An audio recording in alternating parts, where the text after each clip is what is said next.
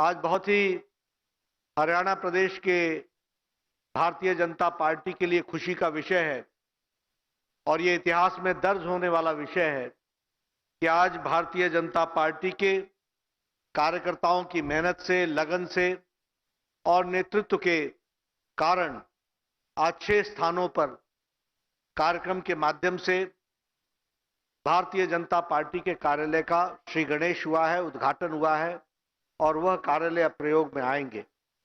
मैं अपने मंच पर देख रहा हूं हमारे कार्यकर्ता रेवाड़ी से, पलवल से, नूह से, हमारे सोनीपत से, फतेहाबाद से सभी लोग स्क्रीन पर दिख रहे हैं जो स्थान स्थान पर जुड़े हुए हैं।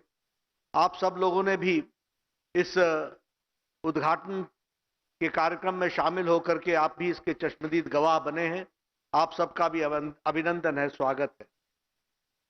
मित्रों, 2014 में प्रधानमंत्री जी जब उन्होंने जिम्मेवारी संभाली, लेकिन हम सब जानते हैं कि उनकी मूल रुचि में हमेशा संगठन रहता है, तो ऐसे संगठन के कार्यकर्ता होने के नाते उन्होंने एक इच्छा जाहिर की थी कि हम सरकार में आए हैं, पार्टी के माध्यम से सरकार तक पहुंचे हैं, पार्टी को मजबूती भी प्रदान करनी है और इसलिए अच्छा रहेगा यदि हम सभी प्रदेश के कार्यालय प्रदेश स्तर पर भी बनाएं और जिला स्तर पर भी बनाएं।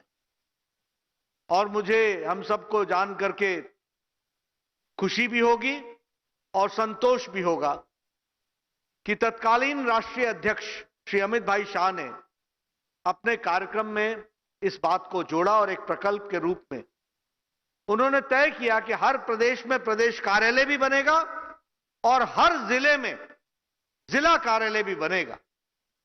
हमारे लगभग 790 के आसपास संगठन ढांचे के जिले हैं, जिसमें से आपको खुशी होगी कि 500 जगह पर कार्यालय बन चुके हैं और 400 कार्यालय जो बनने के क्रम में है उसको मैं पूरा करके बनाऊंगा। इस बात का भी आपको विश्वास दिलाना चाहता हूं। अगर मैं हरियाणा की बात करूं तो 22 हमारे संगठनात्मक जिले संगठन की दृष्टि से हैं, जिसमें से जींद कार्यालय का उद्घाटन हो चुका है। 6 जिलों का कार्यालय का उद्घाटन आज हुआ। 7 जिलों का अगले महीने में शिलान्यास हो जाएगा और एक जिला जो शेष बचेगा सिरसा में, उसकी भूमि का स्थानांतरण हो रहा है। जैसे ही हो जाएगा तो वह भी काम शुरू हो जाएगा। 22 के 22 संगठनात्मक जिलों में भारतीय जनता पार्टी का हरियाणा प्रदेश के कार्यालय होंगे, भारतीय जनता पार्टी के। ये आपको मैं विश्वास दिलाना चाहता हूं। मेरा आपसे निवेदन है कि आप इस काम को एक प्रोजेक्ट के रूप में जल्द से जल्द इसको अपने हाथ में लें और इसको पूरा करें। ये मैं आपसे जरूर निवेदन करना चाहूंगा। मित्रों, 5 क की बात भी हुई, 3 क की बात भी हुई। कार्यकर्ता, कार्यालय, कोष, कार्यकारिणी, कार्य पद्धति, कार्यक्रम, ये सब हम करते रहते हैं, लेकिन हम सबके ध्यान में रहना चाहिए कि कार्यालय का होना संगठन के काम को इंस्टीट्यूशनलाइज करता है, उसको स्टेबिलिटी देता है और इसके साथ साथ कार्यकर्ताओं को काम करने का संस्कार भी देता है। आप कार्यालय बुलाते हैं, कार्यालय में आप औपचारिक अनौपचारिक बातचीत करते हैं। जब मैं युवा काल में था तो मैं किसी को भी बोलता था तो मैं कहता था कार्यालय आ जाओ, तो मुझसे लोग पूछते थे, नड्डा जी आप कार्यालय बहुत बुलाते हैं, आप कार्यालय। मैंने कहा देखो, कार्यालय संस्कार और रीति नीति का केंद्र है। वहां से संस्कार पढ़ते हैं, वहां से हमको कार्य पद्धति समझ में आती है, वहां से हमको कार्य करने की प्रेरणा भी मिलती है और वहां जब हम अच्छे सत्संग में आते हैं तो हमारे विचार की स्थिति भी बढ़ती है और हमारे विचार प्रक्रिया भी उन्नत होती है। इस बात को हमको समझना चाहिए। और जैसा अनिल जी कह रहे थे कि ऑफिस और कार्यालय में क्या अंतर होता है, तो मैं हमेशा कहता हूं office functions from 10 to 5 and BJP कार्यालय फंक्शंस 24/7, 24 घंटे 7 दिन, 365 दिन, हर दिन काम करता है। और कार्यालय में बहुत सी फॉर्मल इनफॉर्मल डिस्कशन के माध्यम से राजनीतिक दृष्टि से कार्यकर्ता का विकास भी होता है, उत्थान भी होता है, यह भी हमको समझना चाहिए। और मैं आपसे, आप लोगों ने अपने अपने कार्यालय देखे होंगे और मैं चाहूंगा कि आप भी कार्यकर्ताओं को कार्यालय बुला करके कार्यालय दिखाइए। One of the most modern कार्यालय बने हैं ये, वेल इक्विप्ड कार्यालय हैं, कॉन्फ्रेंस हॉल, वीडियो कॉन्फ्रेंसिंग की व्यवस्था, ई लाइब्रेरी, आईटी सेंटर, हर एक तरीके से मॉडर्न इक्विपमेंट से लैस हैं ये सारे कार्यालय। और इन कार्यालयों का अगर हम सदुपयोग करेंगे तो भारतीय जनता पार्टी के कार्यकर्ता इन डिजिटल टूल्स के माध्यम से पार्टी को नीचे तक, जमीनी अवस्था तक मजबूती प्रदान करेंगे, यह मैं आपको विश्वास दिलाना चाहता हूं। इसलिए कार्यालय का सदुपयोग कैसे हो सकता है, इसकी भी हमको रचना बनानी पड़ेगी। हमारे पास वहां पर आईटी सेल की व्यवस्था है, आईटी की व्यवस्था है। 11 करोड़ कार्यकर्ता से बढ़ करके अब 18 करोड़ हो गए हैं। आपके हरियाणा में भी कार्यकर्ता सदस्यता बढ़ी है। इनको हम कैसे कार्यकर्ता बना सकते हैं, इसकी हमको चिंता करनी चाहिए। और इसके लिए व्हाट्सएप ग्रुप बना करके उनको कैसे कंटेंट दिया जा सकता है, इसकी हमको चिंता करनी चाहिए। और मेरा मानना है कि आप सब लोग इस काम को आगे बढ़ाएंगे और इसको पूरा करेंगे, ये मेरा विश्वास है। जहां तक हरियाणा का सवाल है, हरियाणा की धरती भारतीय जनता पार्टी के लिए हमेशा ही अच्छी पवित्र धरती मानी गई। प्रधानमंत्री मोदी जी ने भी रेवाड़ी से अपने चुनाव अभियान की शुरुआत की थी, आपको ध्यान में होगा। और पहली सरकार भी, प्रादेशिक सरकार 2014 में मोदी जी के नेतृत्व में पहले देश में सरकार बनी और उसके बाद हरियाणा प्रदेश में विशुद्ध भारतीय जनता पार्टी की सरकार बनी थी। यह हमको ध्यान में रखना चाहिए। और अभी भी आपने 10 में से 10 एमपी आपने चुनाव जिता करके भेजे हैं। हरियाणा प्रदेश के कार्यकर्ताओं को, हरियाणा प्रदेश के नेतृत्व को इसके लिए मैं बधाई देना चाहता हूं।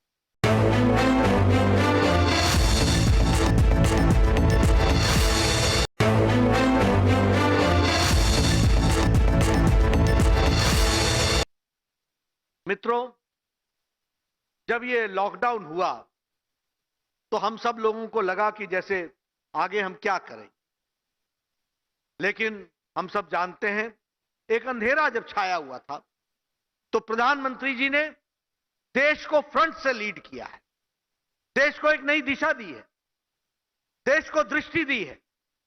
और संक्रमण काल में भी किस तरीके से संयम रखते हुए देश की जनता की सेवा की जा सकती है और 130 करोड़ जनता की जान बचाई जा सकती है, उनको सुरक्षित रखा जा सकता है, इसका सफल प्रयोग प्रधानमंत्री श्री नरेंद्र मोदी जी ने दुनिया को दिया है। यह हमको ध्यान में रखना चाहिए, यह हमको समझना चाहिए। और मैं कहने के लिए नहीं कह रहा हूं, मैं चाहूंगा कि आप सब लोग इन बातों को समझे, जाने और लोगों के बीच इसके बारे में चर्चा करें। आप याद कीजिए मार्च महीने का वो समय जब देश के शक्तिशाली देश अपने आप को असहाय महसूस कर रहे थे, जब देश के समृद्धशाली देश जिनकी स्वास्थ्य व्यवस्थाएं बड़ी उत्तम हैं, वो स्वास्थ्य व्यवस्थाएं चरमरा रही थी और चरमराने के साथ साथ कोलैप्स कर रही थी। पश्चिमी देश अपने आप को असहाय महसूस कर रहे थे। पश्चिमी देश का नेतृत्व इकोनॉमी, आर्थिक जगत और मानवता के बीच में अनिर्णय की स्थिति में था, वो निर्णय नहीं कर पा रहा था। ऐसे में हमारे प्रधानमंत्री जी ने फैसला किया, आपको याद होगा, अमेरिका इकोनॉमी चलाए, लॉकडाउन करे या स्वास्थ्य की चिंता करे। स्पेन, इटली, ये सब लोग अनिर्णय की स्थिति में थे, लेकिन हमारे मोदी जी के नेतृत्व में भारत में उन्होंने बोल्ड और टाइमली डिसीजन लिया और उस टाइमली डिसीजन के कारण लॉकडाउन लगा और दुनिया ने सराहा और उन्होंने कहा जान है तो जहान है, इसलिए जान बचाने की आवश्यकता है और इसलिए ये लॉकडाउन बोल्ड डिसीजन उन्होंने लिया। आपको याद होगा कि उस समय जब ये डिसीजन लिया गया तो उस समय हमारी स्थिति क्या थी? कोरोना का संक्रमण 3 दिन में केस डबल हो रहे थे, लॉकडाउन जब लगा था। और आज हमें खुशी होती है ये बताते हुए कि आज केसेस का डबल होना 23 दिनों में डबल हो रहे हैं, ये हमको समझना चाहिए। 3 से 23 पर ले आए। उसी तरीके से उस दिन हमारे पास एक भी डेडिकेटेड कोविड हॉस्पिटल नहीं था, एक भी डेडिकेटेड हॉस्पिटल नहीं था। आज हमारे पास 1200 डेडिकेटेड हॉस्पिटल हैं। उस समय हमारे पास सिर्फ 44,000 बेड्स थे जो कोविड की चिंता कर सकते थे। आज हमारे पास 12,50,000 बेड्स हैं, यह हमको ध्यान में रखना चाहिए। उस समय हमारे पास एक भी वेंटिलेटर बनाने की स्थिति नहीं थी। आज 3 लाख वेंटिलेटर हमारे पास मौजूद हैं व्यवस्था के। उस समय हमारे पास टेस्टिंग कैपेसिटी प्रतिदिन 1500 थी। आज हमारी टेस्टिंग कैपेसिटी 5 लाख प्रतिदिन हो गई है, इसको हमको समझना चाहिए। उस समय हम एक भी पर्सनल प्रोटेक्शन इक्विपमेंट नहीं बनाते थे, पीपीई किट नहीं बनाते थे। आज 4.5 लाख पीपीई किट बना रहे हैं। आज हमारे पास जैसे 12,50,000 डेडिकेटेड हॉस्पिटल हैं, उसी में लगभग 1,30,000 हमारे ऑक्सीजन वाले बेड्स हैं, 44,000 के आसपास आईसीयू बेड्स हैं। और हमारी टेस्टिंग फैसिलिटी, जो टेस्टिंग लैब्स 150 थी, आज बढ़कर के 1330 हो गई हैं, यह हमको समझना चाहिए। और 5.5 लाख टेस्टिंग हमेशा हर दिन हो रही है, इस बात को हमको समझना चाहिए। यह प्रधानमंत्री जी का नेतृत्व था कि उन्होंने लॉकडाउन लगा करके देश को तैयार किया, हमारे उद्यमियों को तैयार किया पीपीई किट्स बनाने के लिए। आज 4.5 लाख पीपीई किट्स बन रहे हैं। मैन्युफैक्चरर्स को प्रेरित किया। और आपको जान करके खुशी भी होगी, संतोष भी होगा कि 130 देशों को भारत ने दवाई भी देने का काम किया है, दवाई भी वहां तक पहुंचाने का काम किया है। यह हमारी सरकारों ने किया है, यह हम आपसे शेयर करना चाहते हैं। और इसमें मुझे खुशी है कि भारत सरकार भी पीछे नहीं रही है। तो हरियाणा सरकार ने भी उत्तम व्यवस्था कोविड की है। डेडिकेटेड हॉस्पिटल्स बनाए, डॉक्टर्स को लगाया, टेस्टिंग कैपेसिटी बढ़ाई, हमारे इन्फेक्शन रेट को कम किया। और इसके साथ साथ आज आपकी रिकवरी रेट भी बहुत अच्छी है, इसके लिए भी मैं आपको बधाई देना चाहता हूं। यानी संक्रमण से निकलने का हमारे हरियाणा की सरकार ने मनोहर लाल जी के नेतृत्व में उत्तम काम किया है, यह भी मैं आपसे शेयर करना चाहता हूं। प्रधानमंत्री मोदी जी ने आत्मनिर्भर पैकेज के साथ साथ गरीब कल्याण पैकेज भी दिया। और यह गरीब कल्याण पैकेज के तहत आपको जान करके खुशी होगी कि हर तरीके से लोगों को मदद की गई। 80 करोड़ की जनता को नवंबर महीने तक 5 किलो चावल या 5 किलो गेहूं, 1 किलो दाल, ये राशन की व्यवस्था की गई 80 करोड़ की जनता को नवंबर महीने तक। उसके साथ साथ 3 महीने के लिए 3 गैस सिलेंडर 8 करोड़ बहनों तक पहुंचाया। 20 करोड़ जनता हमारी बहनों को 1500 रुपए, 500 रुपए 3 महीने के हिसाब से दिया। हमारे किसान भाइयों को लगभग 8 करोड़ 34 लाख लोगों को उन्होंने 2,000 रुपए उनके खाते में पहुंचाया। और हमारे जो वृद्ध लोग हैं, विधवा हैं, और जो हमारे विशेष बच्चे हैं, स्पेशली एबल्ड चिल्ड्रन हैं, इनको 1-1 हजार रुपए देने का प्रयास हुआ है, यह हमारे ध्यान में है। इतना ही नहीं, आत्मनिर्भर पैकेज के तहत 20 लाख करोड़ रुपए देने का प्रावधान हुआ है। आत्मनिर्भर पैकेज के तहत एमएसएमई सेक्टर को 3 लाख करोड़ रुपए खर्च किए जाएंगे। 1,10,000 करोड़ रुपए खर्च हो गए हैं। हमारे 50,000 लोगों को 50 लाख हमारे जो स्ट्रीट वेंडर्स हैं, ठेले वाला, रेडी वाला, इनके लिए 10,000 रुपए उनको बहुत सॉफ्ट लोन देने की योजना बनी है। कल हम मनोहर लाल जी के साथ बैठ करके इन सारी स्कीमों की हम चर्चा कर रहे थे। हरियाणा प्रदेश ने तय किया है कि ये आत्मनिर्भर पैकेज का 10% कम से कम हरियाणा में खर्च होगा, ये लक्ष्य तय किया है। मैं उनको बधाई देता हूं और साधुवाद देता हूं कि उन्होंने इस काम को पूरा करने का तय किया है और यह पूरा होगा, ऐसा मेरा पूरा विश्वास है। आपदा से अवसर में बदलने की जो मोदी जी की कल्पना है, जो उन्होंने कार्य लिया है, उसको हरियाणा प्रदेश जमीन पर उतारेगा। इसके लिए भी मैं आप सबको बधाई भी देता हूं और मैं इसके प्रति आपको साधुवाद भी देता हूं।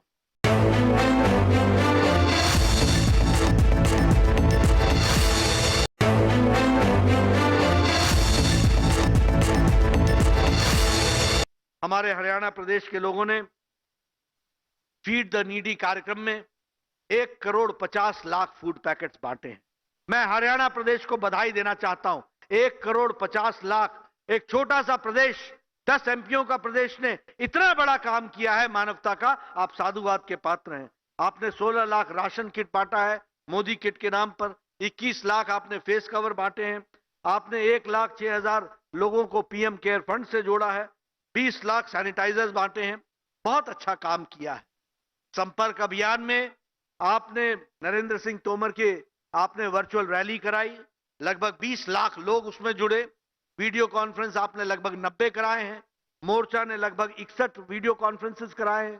संगठन को आपने ऊपर से लेकर के नीचे तक चालना दी है। और इसीलिए मैं कहता हूं कार्यालय का कितना महत्व है, आप इस बात को समझिए। हमने यही डिजिटल टूल्स का इस्तेमाल करते हुए सारी राजनीतिक दल लॉकडाउन में लॉकडाउन हो गई थी और अभी भी लॉकडाउन है। यह भारतीय जनता पार्टी है जिसने डिजिटल टूल का इस्तेमाल करके वीडियो कॉन्फ्रेंस चला करके सेवा ही संगठन है और संपर्क अभियान को ऊपर से लेकर के नीचे तक काम को आगे बढ़ाया है। यह मैं आपके साथ बताना चाहता हूं। यह हम लोगों ने डिजिटल टूल का उपयोग करते हुए आप सब लोगों ने इस काम को किया है। इसके लिए आप बधाई के पात्र हैं। यह मैं आपको बताना चाहता हूं। मित्रों, एनडीए की सरकार में आज मनोहर जी चर्चा कर रहे थे कि मेरे मन में, उनके मन में अंतिम व्यक्ति के तक पहुंचने का और अंतिम व्यक्ति के जीवन में कैसे सुधार आ सकता है इसकी चिंता करने का उनके मन में सपना है। भारतीय जनता पार्टी के इसी विचार को लेकर के, दीनदयाल उपाध्याय जी के इसी विचार को लेकर के आदरणीय मोदी जी ने जितने भी कार्यक्रम किए और जो हरियाणा प्रदेश ने जितने भी कार्यक्रम किए वो सभी प्रदेश के रहने वाले अंतिम व्यक्ति और देश के रहने वाले अंतिम व्यक्ति को कैसे लाभ पहुंच सकता है इसके लिए काम किया है। इसको हमको समझना चाहिए। फिर देखिए वो पीएम जनधन योजना, अब उस समय मजाक बनाते थे कि खाते खोल के क्या होगा। अरे 3 करोड़ खाते थे तुम्हारे पास, आज 40 करोड़ से ज्यादा खाता धारक जनधन योजना में हो गए हैं। और इसका क्या लाभ होगा? इसका लाभ यह हुआ कि प्रधानमंत्री जी ने लॉकडाउन की अवस्था में 8,34,00,000 किसानों के खाते में सीधा 2-2 हजार रुपए पहुंचा दिया। यह इसका लाभ हुआ। इसको हमको समझना चाहिए। कोई पोस्टमैन नहीं, कोई बीच में नहीं आया, कोई बिचौलिया नहीं, सीधे पैसा 8,34,00,000 किसानों के खाते में गया। इसका फर्क यह पड़ा कि 20 करोड़ बहनों के खाते में सीधा, और तो और छोड़िए उनके पतिदेव को भी नहीं, उनके खाते में सीधा 500 रुपए 3 महीने में 1,500 रुपए पहुंचा है। यह खाता, यह जनधन खाते की विशेषता है जिसको हमको ध्यान में रखना चाहिए। यही नहीं, उज्ज्वला योजना। अब आप बताइए 8 करोड़ बहनों को गैस का चूल्हा और सिलेंडर पहुंचाया गया। यह सिलेंडर और यह चूल्हा सिर्फ उनके घर को कितना इंपावर किया इसकी हमको कभी कल्पना है?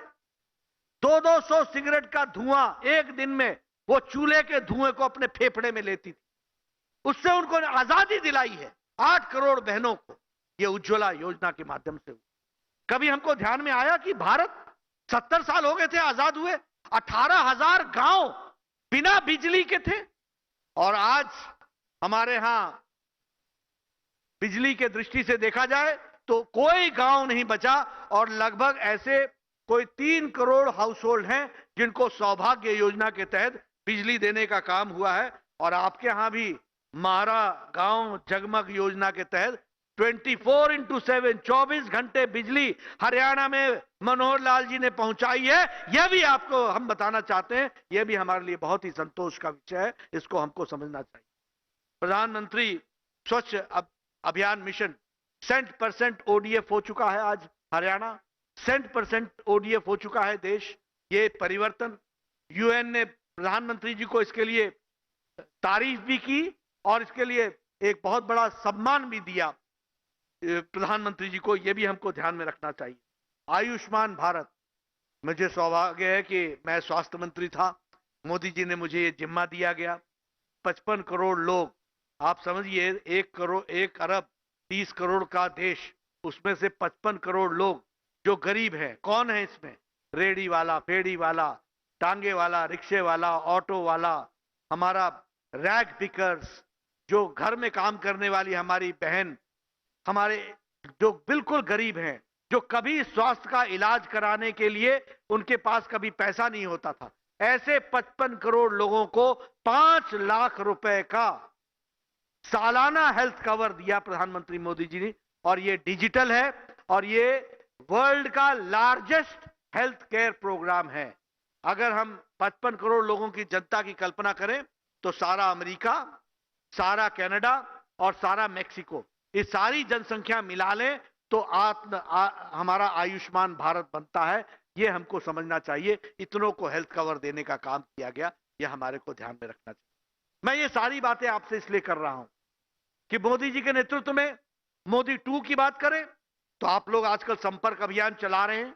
आपको पता है धारा 370, ओम प्रकाश जी बैठे हैं, मनोहर जी बैठे हैं, हम लोगों ने कितनी बार कंधे से कंधा मिलाकर के जम्मू कश्मीर में धारा 370, मनोहर जी आपको याद होगा कि हम लोग किस तरीके से छुपते छुपाते एकता यात्रा में पहुंचे थे वहां पर, और किस तरीके से वहां लाल चौक पर आकर के झंडा फहराने के लिए जब मोदी जी आए थे, जब मुरली मनोहर जोशी जी आए थे, तो हम लोगों ने वहां पर उनका स्वागत किया था। एक बार नहीं अनेकों बार हम कहते थे एक देश में 2 निशान, 2 विधान, 2 संविधान नहीं चलेगा, लेकिन हमें लगता था कब कर पाएंगे मालूम नहीं। लेकिन आपने हरियाणा से 10 में 10 एमपी दिए और 303 एमपी हमारे हुए, और 303 एमपी ने 5 अगस्त को धारा 370 को धाराशाही कर दिया। ये मैं आपको बताना चाहता हूं, ये काम हुआ है, ये हम आपको बताना चाहते हैं। सीएए का विषय ले लीजिए, लंबे समय से ये रुका हुआ विषय था।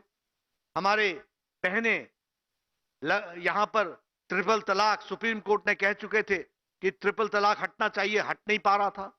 इन सारी चीजों में मोदी जी की इच्छा शक्ति, अमित शाह जी की रणनीति, ये सब चीजें सफल हुई हैं, हमको मालूम है।